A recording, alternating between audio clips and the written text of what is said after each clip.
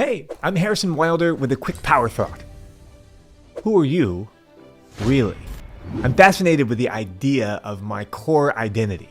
Who am I?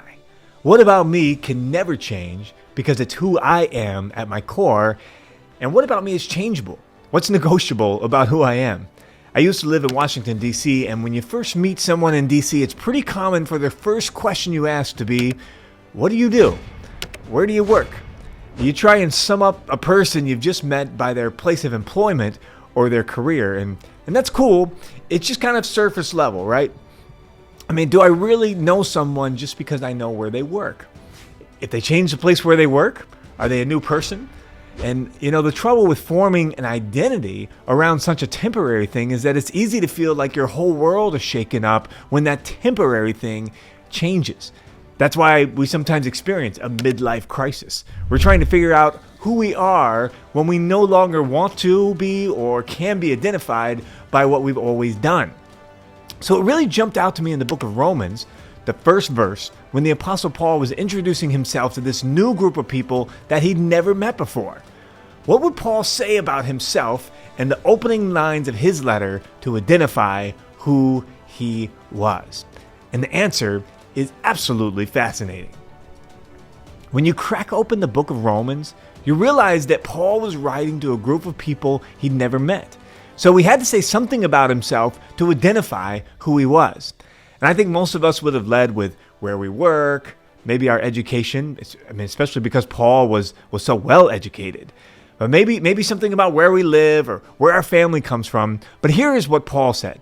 In chapter 1, verse 1, he said, Paul, a bondservant of Christ Jesus, called as an apostle, set apart for the gospel of God. And here's what I want you to see.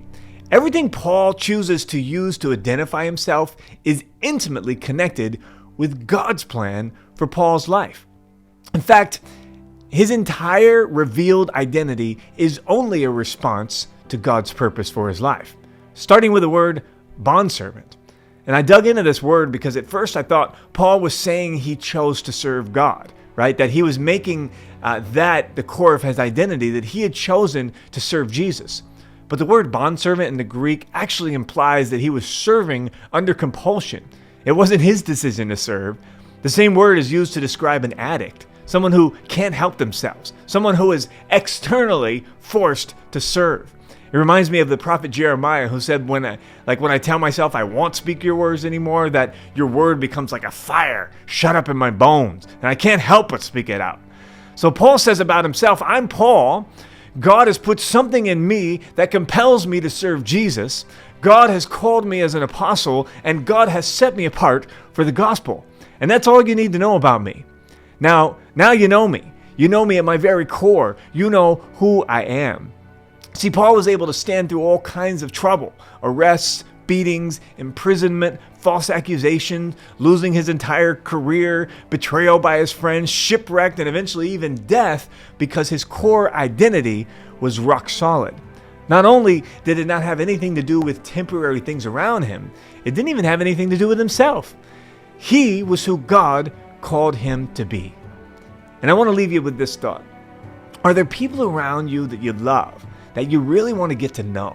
Like you want your relationships to go beyond the surface level? Well, how about don't lead with questions like, where do you work? Or what do you do? Or how about taking the relationships to another level? Tell me about the God dreams that God has put inside of you. What has God spoken to you that you just know you've got to become? What message has he hardwired you with that is like a fire shut up in your bones and you've just got to get it out?